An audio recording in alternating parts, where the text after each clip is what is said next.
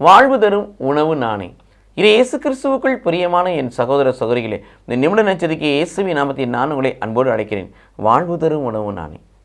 அவனுடைய வார்த்தை நமக்கு உணவாக இருக்கிறது. அதைத்தான் நாம் மத்தேயு நற்செய்தி 4:4 வாசித்தோம்.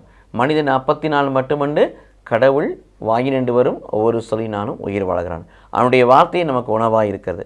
இரண்டாவது பிரியமானவர்களே, ஆணுடைய திருவுள்ளத்தை அறிதலும் அவர் பணியை செய்வதும் நமக்கு உணவாக இருக்கிறது. யோவான் நற்செய்தி 4:34 வாசிக்கிறோம்.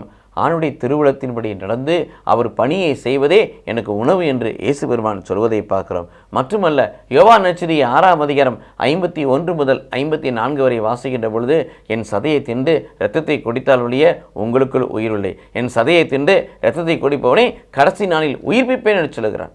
ஆகவே வாழ்வு கொடுப்பது ஆணுடைய வார்த்தை, வாழ்வு கொடுப்பது ஆணுடைய திருவுளம், வாழ்வு கொடுப்பது ஆண்டுக்காய் செய்கிற பணி, வாழ்வு கொடுப்பது ஆணுடைய சரீரமும் இரத்தமும்.